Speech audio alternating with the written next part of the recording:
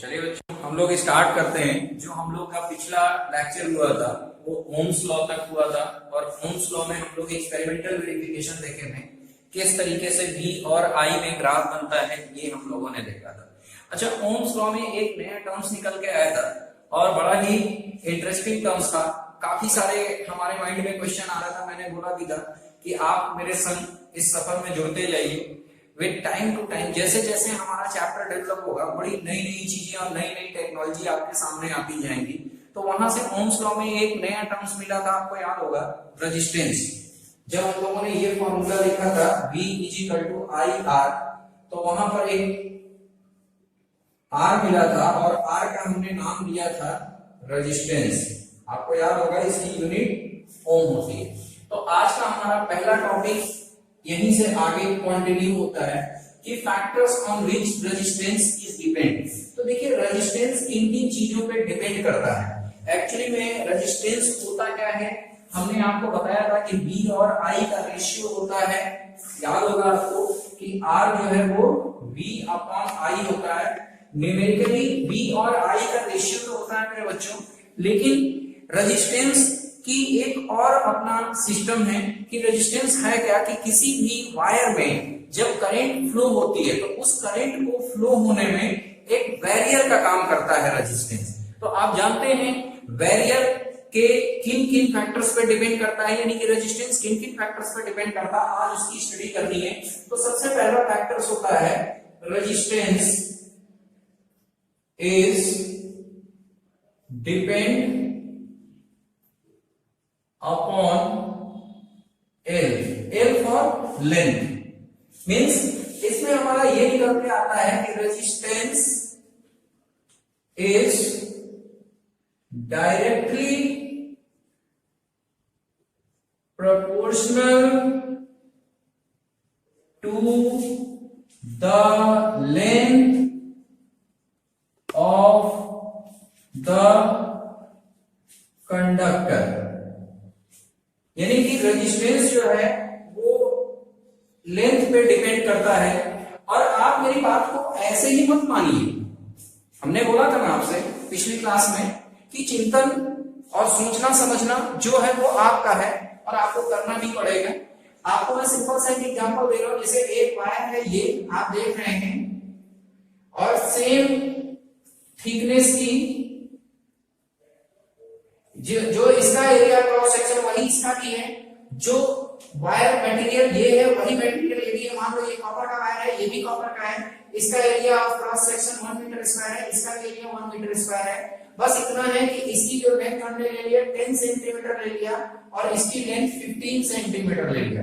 तो मेरे बच्चों है क्या, इस वायर की दुनिया अंदर की जो होगी ये आपको ऐसे समझना होगा कि इसके अंदर फ्री इलेक्ट्रॉन्स होंगे और ये फ्री इलेक्ट्रॉन मूव करेंगे। सिमिलरली इस वायर की भी दुनिया कुछ ऐसी होगी, फ्री इलेक्ट्रॉन्स होंगे और मूव करेंगे। और हमने आपसे बोला कि फ्री इलेक्ट्रॉन का जो मूवमेंट होता है वही इलेक्ट्रिसिटी होती है, और इलेक्ट्रिसिटी जो होता है उसके लिए हमको जो रुकावट करता है वो क्या होता है, रेजिस्टेंस। तो आप समझ रहे हैं वायर की लेंथ जितनी बड़ी होगी उतना ही हमारा रेजिस्टेंस ज्यादा होगा, क्योंकि इसमें रेजिस्टेंस ज्यादा होगा, इसमें रेजिस्टेंस कम होगा। ऊपर वाले में 10 सेंटीमीटर वाले में कम क्यों होगा, क्योंकि वो छोटा वायर है। और ये इसलिए ज्यादा होगा कि ये बड़ा वायर है। भाई जितना ज्यादा आपको डिस्टेंस कवर करना होगा उतना ही बैरियर मिलेगा, और जितना डिस्टेंस कम कवर करना होगा उतना कम बैरियर होगा। यानी कि रेजिस्टेंस किस पे डिपेंड किया, लेंथ पे। दूसरा आता है resistance is inversely proportional to the area of cross section। अब एरिया ऑफ क्रॉस सेक्शन पे कैसे डिपेंड करता है मेरे बच्चों, R is proportional to 1/A होता है। देखिए 1/A का मतलब ये एरिया ऑफ क्रॉस सेक्शन ये होता है। ऐसे समझिए ये चीज एरिया ऑफ क्रॉस सेक्शन, ये जो आप देख रहे हैं ना ये चीज, इसकी मोटाई। अगर मान लीजिए यही वायर हम सेम लेंथ का ले लें और मोटा वायर ले लें, तो मोटा वायर लेंगे तो इसका एरिया क्रॉस सेक्शन बढ़ जाएगा। तो एरिया क्रॉस सेक्शन बढ़ जाने से जितना ज्यादा एरिया क्रॉस सेक्शन होगा, ध्यान रखिएगा, रेजिस्टेंस उतना ही कम ऑफर करेगा। और ये भी ध्यान रखिएगा, रेजिस्टेंस कम ऑफर करना ये बहुत अच्छी चीज होती है कि उससे करंट का फ्लो बहुत आसानी से होता है। तीसरा फैक्टर इसमें आता है मटेरियल बाय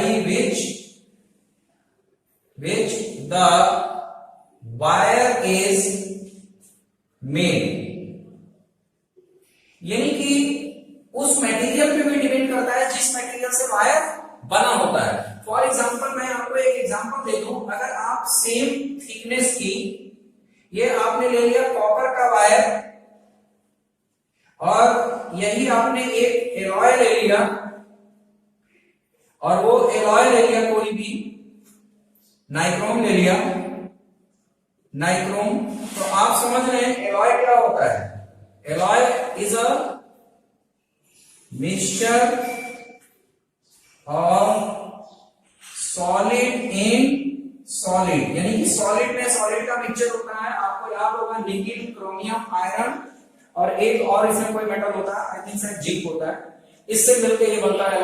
अब बात आती है कि ये कॉपर वायर है और ये एलॉय है, और दोनों का थिकनेस सेम है, दोनों का लेंथ सेम है, लेकिन ये ध्यान रखिएगा इसका रेजिस्टेंस अगर 1 ओम हुआ, सपोज कर लो, तो इसका रेजिस्टेंस अप्रॉक्सीमेट 60 ओम होता है, यानी कि जो प्योर मेटल होता है उसका रेजिस्टेंस कम होता है, और जो एलॉय होता है, जो कई सारे प्योर मेटल्स को मिला के बनाए जाते हैं, सॉलिड में सॉलिड का मिक्सचर एलॉय, उनका रेजिस्टेंस ज्यादा होता है। आपको इसी चैप्टर के सेकंड जो रेजिस्टिविटी बताएंगे वहां पर मैं एक्सप्लेन भी करूंगा कि ये नाइक्रोम जो है, इसीलिए it is used as a heating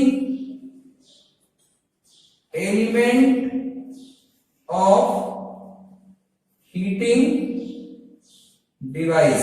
जो भी हीटिंग डिवाइस है, जैसे इलेक्ट्रिक आयरन हो गया, इलेक्ट्रिक हीटर हो गया, वहां पर हीटिंग एलिमेंट के तरीके से हम लोग नाइक्रोम को यूज करते हैं। तो ये हमारे 3 के बाद एक चौथा फैक्टर आता है बच्चों, टेम्परेचर। आपको मैं बता दूं, टेम्परेचर पे रेजिस्टेंस कैसे डिपेंड करता है। तो प्योर मेटल जो होते हैं उनका टेम्परेचर जैसे जैसे आप बढ़ाते हैं रेजिस्टेंस भी बढ़ता जाता है, यानी कि resistance is proportional to T. हालांकि ये फॉर्मूला कुछ ऐसा होता है, RT is equal to something R0 1 plus alpha T करके होता है, ठीक है। लेकिन ये अभी आपको कोर्स में नहीं है, आप सिर्फ इतना ध्यान रखिए कि जो प्योर मेटल होते हैं उस प्योर मेटल का रेजिस्टेंस जो है वो टेम्परेचर बढ़ाने से बढ़ जाता है। When we increase the temperature, the resistance of the wire is increased। और ये ध्यान रखिएगा कि कुछ अनइफेक्टेड भी होते हैं, जितने भी आप एलॉय देखेंगे वो एलॉय में क्या होता है कि अनइफेक्टेड होता है, टेम्परेचर बढ़ाने से कोई फर्क नहीं पड़ता है, ठीक है। तो थोड़ा सा इसको ध्यान रखिएगा। तो बच्चों अभी हम लोग जो फैक्टर्स की बात कर रहे थे कि किन किन फैक्टर पे रेजिस्टेंस डिपेंड करता है, तो वहां से 4 फैक्टर आए थे। उन 4 फैक्टर्स में से हम लोग शुरू के 2 फैक्टर्स को देखते हैं कि क्या था कि रेजिस्टेंस लेंथ पे डिपेंड करता है और resistance area of cross section पे डिपेंड करता है। रेजिस्टेंस लेंथ पे कैसे डिपेंड करता है, तो ये रेजिस्टेंस जो होता है डायरेक्टली प्रोपोर्शनल टू लेंथ, ठीक है। आप इसको बहुत ध्यान से इसके इन दोनों टॉपिक पे डिस्कस भी करिएगा, अपने माइंड से सोचिएगा, समझिएगा, कॉपी में यूज करते हुए क्वेश्चन करिएगा। मैं और भी क्वेश्चंस भी आगे डिस्कस कर रहा हूं आपको, लेकिन थोड़ा सा गौर करिए। अब क्या होता है कि फ्रॉम 1 and 2, अगर आप 1 देखें तो 1 क्या है, resistance is directly proportional to length of the conductor, means R is proportional to L। And second क्या है, resistance is inversely proportional to the area of cross section. ये इनवर्सली प्रोपोर्शनल का मतलब क्या होता है कि जैसे जैसे वायर को हम मोटा करते जाएंगे वैसे वैसे रेजिस्टेंस क्या होगा, रेजिस्टेंस क्या होगा बता सकते हो भाई? एरिया ऑफ क्रॉस सेक्शन के इनवर्सली प्रोपोर्शनल, यानी जैसे जैसे मोटा करेंगे रेजिस्टेंस कम होता जाएगा, जैसे जैसे पतला करेंगे रेजिस्टेंस क्या होगा बता सकते हो? ज्यादा होता जाएगा। Very good. तो बात आती है, इनको ज्वाइन करिए, तो ज्वाइन करेंगे from 1 and 2, R is proportional to L upon A। यही तो आया। अब क्या है, अब चूंकि मैथमेटिकली हमारा ये जो फॉर्मूला है ये प्रोपोर्शनल का साइन लगा है, और प्रोपोर्शनल के साइन को हटाने के लिए आपको इजिकल टू लगाना पड़ेगा, और ये इजिकल टू लगाएंगे तो एक कांस्टेंट यहाँ पे आ जाता है, और इस कांस्टेंट का नाम है, इसको क्या बोलते हैं, RHO, इसको क्या बोलेंगे, rho, and this is called, means rho is called resistivity. क्या बोलते हैं, रेजिस्टिविटी। और एक और नया नाम इसका है स्पेसिफिक रेजिस्टेंस, या आप इसको दोनों में से कोई भी नाम बोल सकते हैं, रेजिस्टिविटी और स्पेसिफिक रेजिस्टेंस। और इसको किससे डिनोट करते हैं, रो से। तो ये एक नया इसमें टर्म आ गया, रो। अब बात आती है कि रो है क्या चीज, व्हाट इज रो। तो रो के बारे में मैं आपसे बताऊं, यहां से क्वेश्चन आया हमारे पास कि व्हाट इज रो, रो है क्या। तो अभी मैं डिफाइन करता हूं इसको, रो को। पहले तो आप ये समझ लीजिए कि रो किन किन फैक्टर्स पे डिपेंड करता है। मेरे बच्चों ध्यान रखना कि रो जो डिपेंड करता है ये उस मटेरियल का, जो जिस मटेरियल से वायर बना है।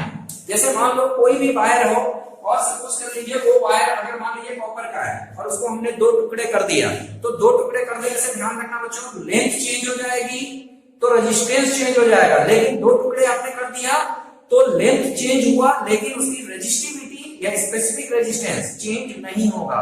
क्यों, क्योंकि कैरेक्टरिस्टिक्स प्रॉपर्टी होती है उस वायर का जिस मटेरियल से वो बना होता है।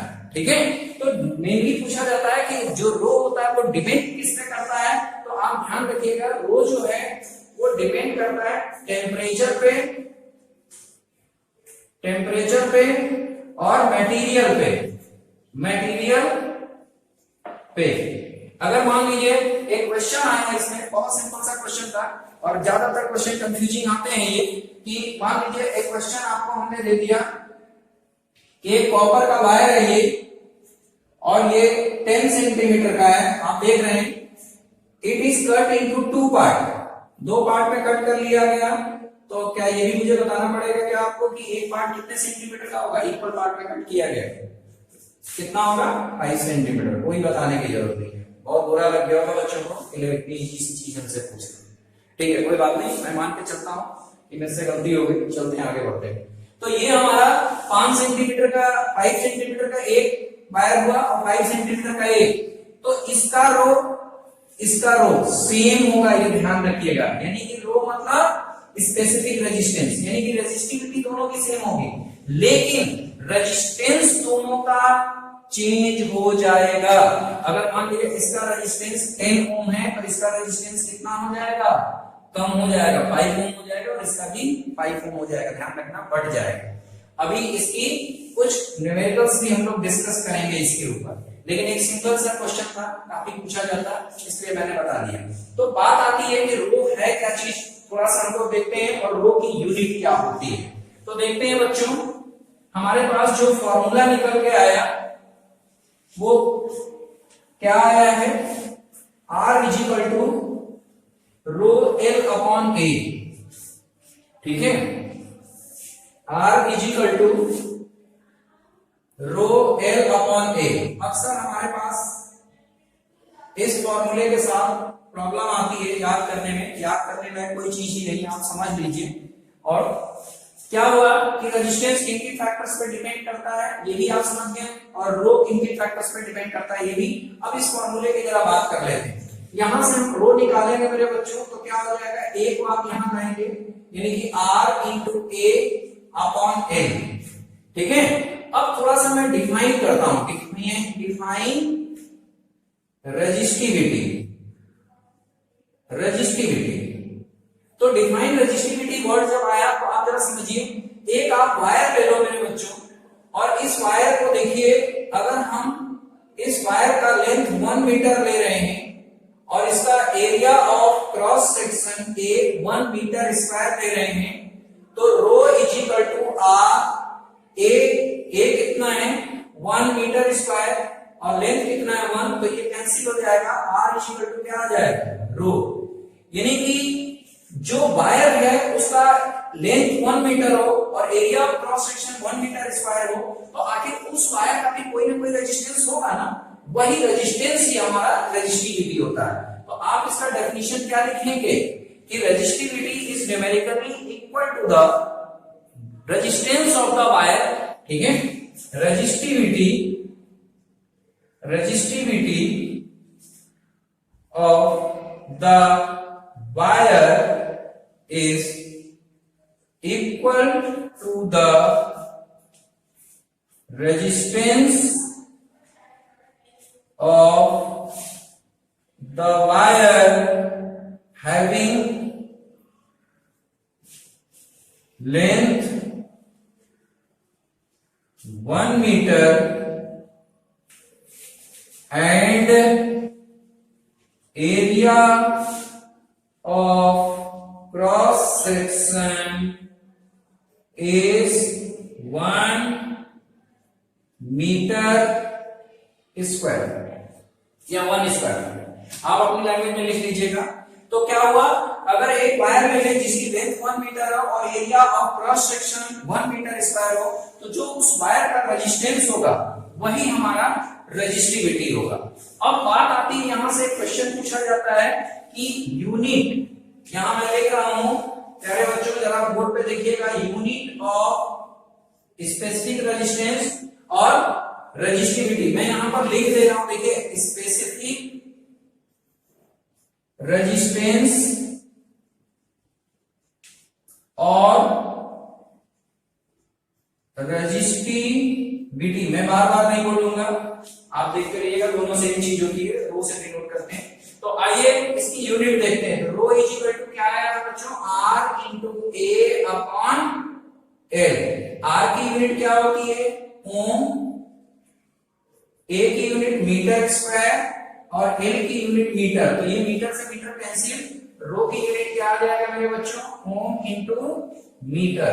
ये ध्यान रखिएगा, what is the unit of rho, तो आप क्या बोलेंगे, रो की यूनिट क्या हो गई, आप इसको ऐसे भी लिख सकते हैं, ओम इंटू मीटर।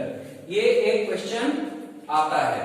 अब हमारा जो डिस्कशन है वो कुछ इससे बियॉन्ड हम लोग पहुंचेंगे और न्यूमेरिकल क्वेश्चंस कुछ तरह देखते हैं, डिस्कस करते हैं।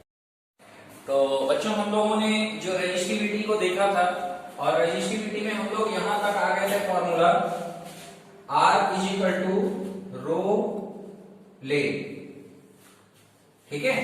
काफी डिटेल्स में हम लोगों ने देखा कि स्पेसिफिक रेजिस्टेंस किस पे डिपेंड करता है। तो हमारे पास एक टर्म आया था निकल के, ये टेम्परेचर पर डिपेंड करता है। भाई आप लोग कुछ चीजों को थोड़ा सा अप्लाई भी करिए, पीछे का जो भी पढ़ते हैं आगे जरूर अप्लाई करिए। हमने क्या बोला कि रेजिस्टिविटी किस पे डिपेंड करता है, टेम्परेचर पे। आप हमारे इस क्वेश्चन पे देखिएगा, एट 20 डिग्री सेंटीग्रेड लिखा है। ये क्या है, some resistivity of some common substance at 20 degree centigrade. इसको ऐसे मिलाइए, क्या बोलेंगे, resistivity of some common substance at 20 degree centigrade.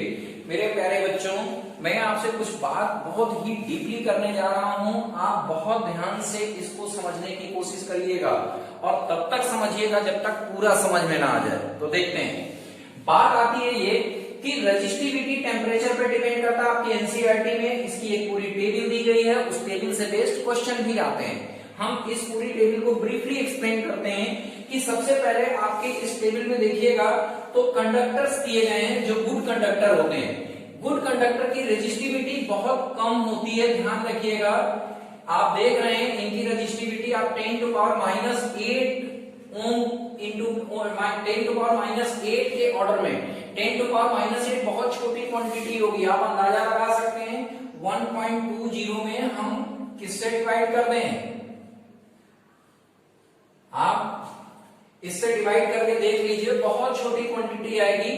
तो ये हमारे जो प्योर होते हैं मेटल, जिनकी रेजिस्टिविटी बहुत कम होती है, तो रेजिस्टिविटी लेस रेजिस्टिविटी यानी कि जिस मेटल की रेजिस्टिविटी कम होगी, ध्यान रखना, उसका रेजिस्टेंस भी कैसा होगा, लेस होगा, बहुत कम होगा। और हमारा मकसद भी तो यही होता है कि रेजिस्टेंस कम होना चाहिए। इसीलिए तो ये हमारे ये जो तीन आप देख रहे हैं, they are called the good conductor, good conductor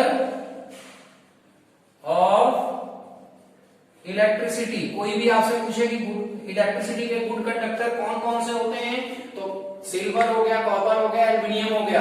कोई पूछे क्यों होता है, because it's resistivity is very very less. ठीक है, आप देख रहे हैं कि रेजिस्टिविटी बहुत कम होती है, और ये 20 डिग्री सेंटीग्रेड का मतलब ये है कि जब हम टेम्परेचर चेंज करेंगे तो रेजिस्टिविटी भी चेंज हो जाएगी, लेकिन बहुत ज्यादा फर्क नहीं पड़ता है।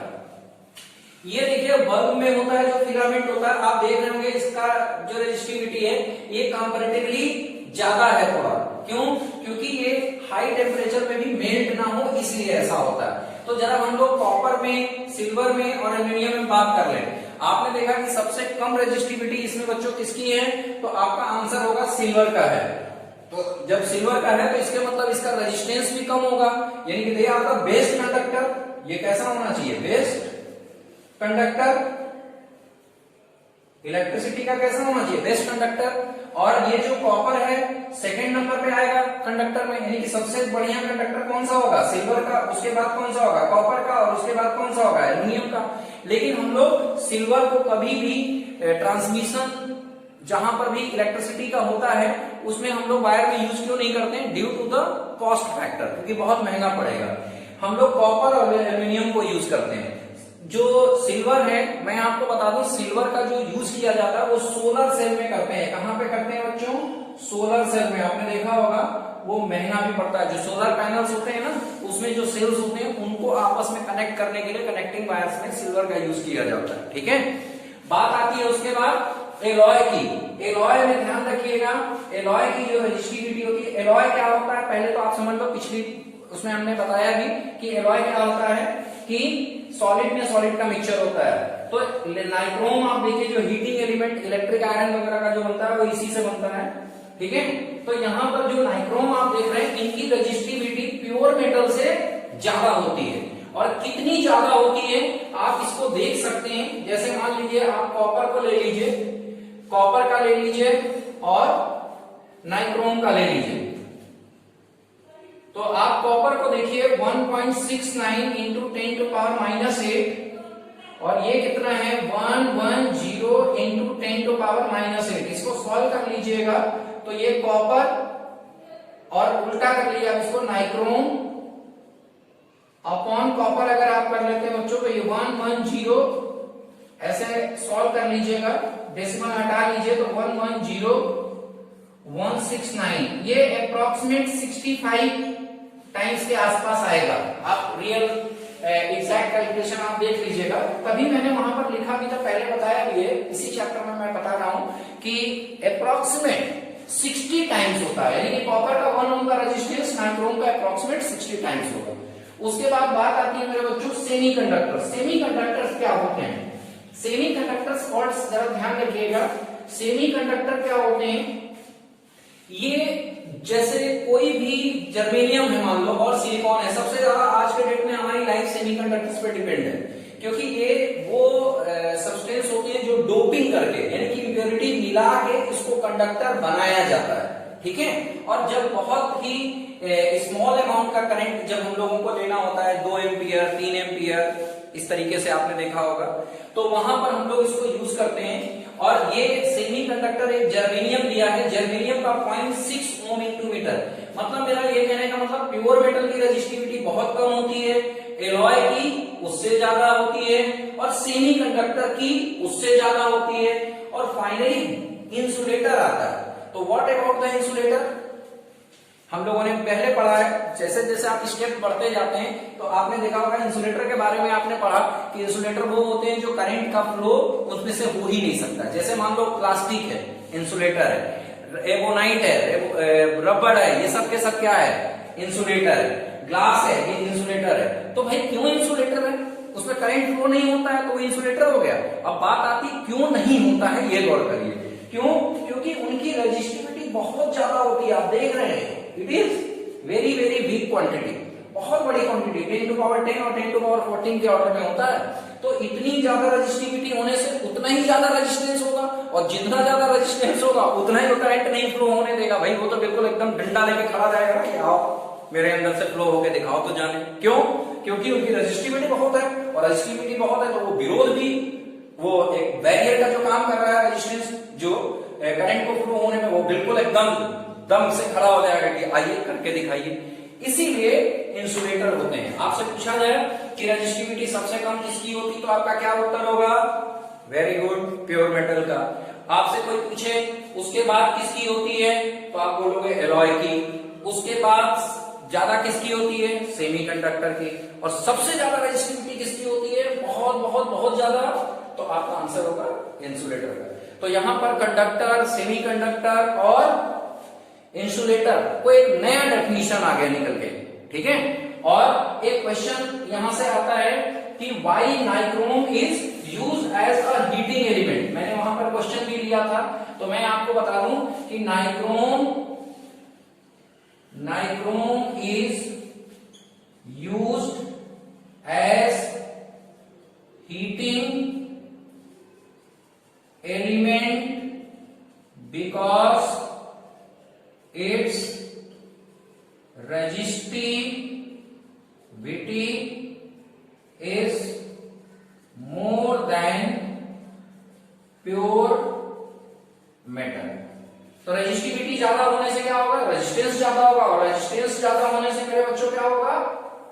करंट को फ्लो होने में वो कम रुकावट ज्यादा करेगा, और जब रुकावट करेगा तभी तो हीट करेगा।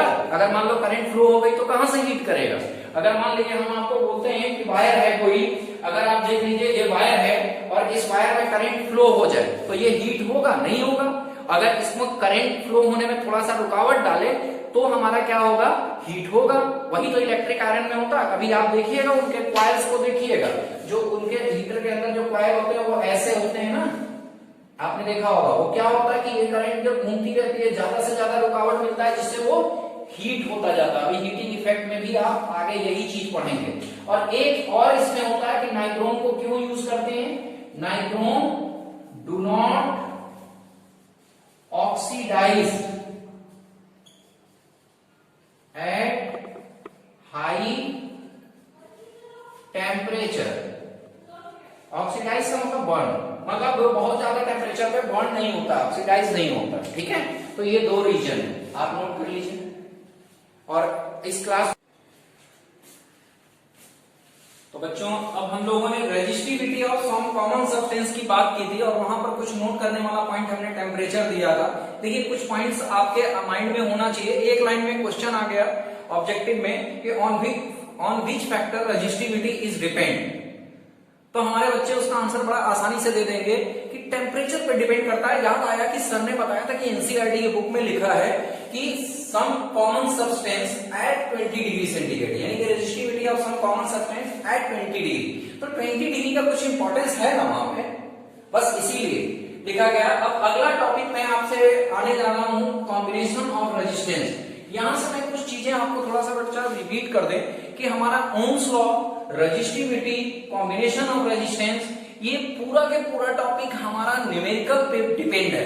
कॉन्सेप्ट हमको जितना अच्छा आएगा उतना हम न्यूमेरिकल को करेंगे। बोर्ड में न्यूमेरिकल क्वेश्चन ही ज्यादातर आते हैं, और मैं आपको एक बात बता रहा हूं कि अगर आप इस थ्योरी को पूरा गौर कर लेते हैं तो न्यूमेरिकल की अगली हमारी सीरीज इलेक्ट्रिसिटी 4 और 5 करके हम न्यूमेरिकल पे ही आ रहे हैं, और बहुत अच्छी टेक्नोलॉजी के साथ उसको ला रहे हैं आपके सामने। मैंने बोला दिन पे दिन हमारी सर्विसेज जितनी भी हैं जो मैं आपको दे रहा हूं वो बेहतर से बेहतर मैं करता जाऊंगा।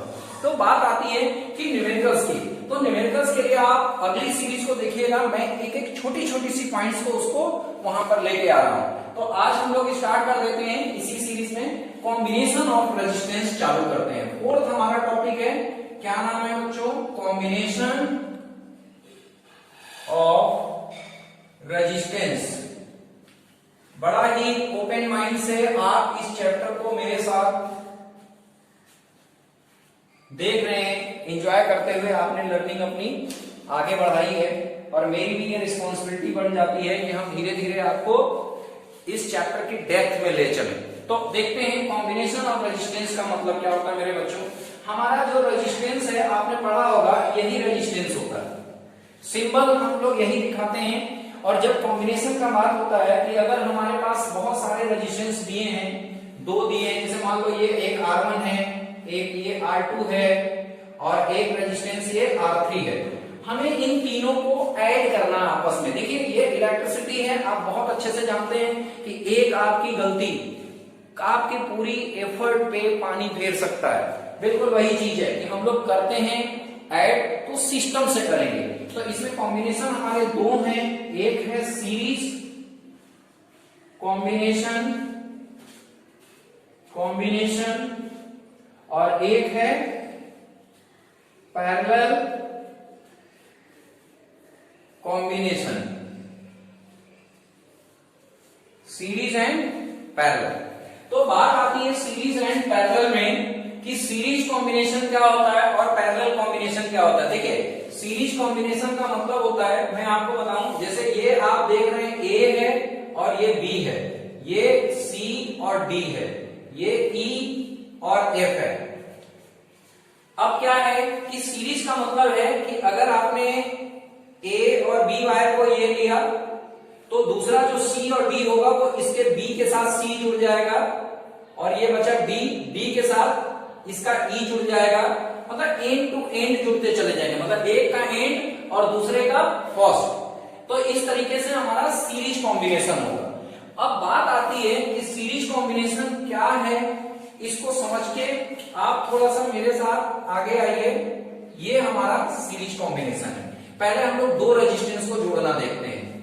तो दो रेजिस्टेंस है, आपने ये बैटरी ले लिया, ठीक है बच्चों, और यहां से हमने ये प्लग की ले लिया, ये करंट फ्लो हो रहा है, ये R1 है, ये R2 है, ये B है। तो मेरे प्यारे बच्चों एक चीज ध्यान रखना, ये मैं आपको बता दूं सीरीज कॉम्बिनेशन में आप ध्यान रखिएगा करंट सेम होता है। एक्चुअली में इसमें थ्योरी बहुत कुछ है नहीं, हम न्यूमेरिकल्स में बहुत कुछ सीखना पड़ेगा इसमें। तो देखिए क्या होता है कि जो करंट आपने यहां से दिया I है, वो I करंट इसमें भी आएगा, I करंट इसमें भी आएगा, लेकिन ये ध्यान रखिएगा इसका पोटेंशियल डिफरेंस अलग होगा, फर्स्ट वाले वायर का और सेकेंड वाले का पोटेंशियल डिफरेंस अलग होगा। यानी कि सीरीज में करंट सेम होता है लेकिन जो V होता है V इज डिफर, V क्या होगा, अलग अलग होगा। अब यहां से एक फॉर्मूला आप दे सकते हैं कि टोटल जो वोल्टेज है V वो V1 प्लस V2 होगा। V की जगह पे ओम्स लॉ लगाएंगे मेरे बच्चों, तो क्या हो जाएगा I R और V1 कितना हो जाएगा, यहां से लगाइए तो करंट I है और रेजिस्टेंस R1, तो I R1, और इसके लिए लगाएंगे बच्चों तो क्या हो जाएगा I इंटू R2। अब I कॉमन ले लेना, R1 प्लस R2, तो I से I क्या हुआ, cancel, R is equal to R1 plus R2। ये हमारा R क्या होता है, इफेक्टिव या इक्विवेलेंट रेजिस्टेंस बोला जाता है। इक्विवेलेंट रेजिस्टेंस मींस जो आप रेजिस्टेंस देख रहे हैं ये दोनों इनका इक्विवेलेंट रेजिस्टेंस अब ये हो जाएगा। अगर यही हमारा वायर 3 होता बच्चों, तो 3 होता तो कोई फर्क नहीं पड़ता, 3 रेजिस्टेंस को ऐड कर देते हैं। क्या कर देते हैं, R1, R2 और R3। तो यहां से R क्या हो जाता है प्यारे बच्चों, R is equal to R1 plus R2 plus R3। ऐसा कैसे होता, आप बिल्कुल सिंपल सी बात है, करंट I इसमें भी होगा, I इसमें भी होगा, I इसमें भी होगा, पोटेंशियल डिफरेंस इसका V1 होगा, इसका V2 होगा, इसका V3 होगा। पोटेंशियल डिफरेंस अलग अलग होगा, ध्यान रखना सीरीज में, और करंट सेम होगा। बस इस कॉन्सेप्ट के अलावा आपको कुछ भी नहीं करना है। अब ओम्स लॉ आप देखिए, यहां से हम V इज इक्वल टू क्या लेंगे, V1 plus V2 plus V3, V is equal to क्या ले लेंगे, I R1, I R2, I R3। I से I कैंसिल कर देना सारे, तो क्या बच जाएगा, R is equal to R1 plus R2 plus R3। बस यही हमारा कॉम्बिनेशन ऑफ रेजिस्टेंस सीरीज का है कि सीरीज में इक्विवेलेंट रेजिस्टेंस जो होते हैं वो सारे के सारे ऐड होते चले जाते हैं, और जो रेजिस्टेंस होता है, यहां पर एक पॉइंट नोट कर लीजिएगा, ये मैं आपको बता रहा हूं कि जो इक्विवेलेंट रेजिस्टेंस होता है, equivalent resistance is always greater than each given resistance. क्या कहना चाह रहे हैं इसमें कि जो इक्विवेलेंट रेजिस्टेंस होता है, जो ये R आएगा, ये R इस R1 से भी ग्रेटर होगा, मतलब R जो है ये R1 से भी ग्रेटर होगा, R R2 से भी ग्रेटर होगा। अगर इसका केस ले लें तो R R3 से भी ग्रेटर होगा, यानी कि इक्विवेलेंट रेजिस्टेंस हमेशा सारे रेजिस्टेंस से ग्रेटर होगा। ठीक है, तो ये हो गया एक पॉइंट। और दूसरा पॉइंट मेरे बच्चों, ये आप नोट कर लीजिएगा कि current is same and V is differ, यानी कि पोटेंशियल डिफरेंस जो होगा वो डिफर होगा। तो चलिए अगला हम लोग देखते हैं, ये कॉम्बिनेशन कौन सा हो गया, सीरीज का। अब हम लोग आते हैं पैरेलल पे, इसको मैं हटा दूं थोड़ा सा, पैरेलल की बात करते हैं। पैरेलल की बात करते हैं तो पैरेलल कॉम्बिनेशन का मतलब क्या होता है, जैसे ये वायर रेजिस्टेंस है, तो इसके फर्स्ट से इनिशियल एंड से दूसरे का भी इनिशियल एंड ऐड होगा, इस तरीके से ये हमारा पैरेलल कॉम्बिनेशन होगा। राइट, आप लोग घबराइएगा मत, कभी कभी आप देखेंगे किसी बुक में यूं भी लिखा होगा, बिल्कुल सेम चीज है। हम लोग प्रैक्टिस करेंगे ना सर्किट डायग्राम की, तो वहां पर हम लोग काफी कुछ चीजें सीखेंगे। और ये ध्यान रखिएगा, इसका न्यूमेरिकल बहुत इंपॉर्टेंट है, आना जरूर है। तो देखिए ये रेजिस्टेंस बच्चों क्या है, R1, और ये रेजिस्टेंस R2 और ये V, यहां से करंट I चली। अब ये पॉइंट नोट करना है कि पैरेलल में क्या होता है, I is differ but V is same, यानी कि अब पैरेलल में क्या होगा, करंट अलग अलग होगा, यानी कि ये I यहां तक आएगी, लेकिन कुछ करंट मान लो इधर आ गई I1 और इधर करंट आ गई I2। लेकिन अगर बोले कि इसका पोटेंशियल डिफरेंस क्या होगा, तो V होगा, और इसका भी पोटेंशियल डिफरेंस क्या होगा, V होगा। अब बात आती है कि यहां से भी हम लोग ओम्स लॉ लगाएंगे। तो ओम्स लॉ लगाने के लिए पहले आप ये समझिए कि ये करंट I यहां चली, I1 और I2 में बट गए, तो यहां पर आप I equal to I1 plus I2 लगाएंगे, वहां पर V equal to V1 plus V2 करते थे। I की जगह पे हम क्या रखेंगे मेरे बच्चों, ओम्स लॉ में V अपॉन यहां क्या लिखेंगे R, आप यहां से I की वैल्यू निकाल के देख लीजिए, ये आएगा, और यहां I1 कितना आ जाएगा, तो V अपॉन R1 और ये V अपॉन R2। तो यहां से V कॉमन ले लेना, 1 upon R is equal to 1 upon R1 plus 1 upon R2, यहां से V कॉमन ले लेना। ठीक है, तो ये V से V कैंसिल, तो 1 upon R is equal to क्या होगा, 1 upon R1 plus 1 upon R2। तो यहां पर कुछ पॉइंट नोट करने वाली है, वो ये है कि I डिफर होगा पैरेलल में और V सेम होगा। और एक पॉइंट और नोट कर लेना मेरे बच्चों, क्या कि जो इक्विवेलेंट रेजिस्टेंस होगा, equivalent resistance is always less than each resistance, यानी कि जो R होगा वो हमेशा क्या होगा, R1 से भी कम होगा, और R जो होगा वो R2 से भी कम होगा। ये ध्यान रखना, यही सब एप्लीकेशंस हैं, और एनसीईआरटी के क्वेश्चन जो शुरुआत होते हैं वो इन्हीं कॉन्सेप्ट से शुरू हो जाते हैं। फॉर्मूले तो हमारा केवल सिंपल सा है, R is equal to R1 plus R2 plus R3, 3 हो तो 4 हो तो R1 plus R2 plus R3 plus R4। Parallel में तो 1 upon R is equal to 1 upon R1 plus 1 upon R2 plus 1 upon R3।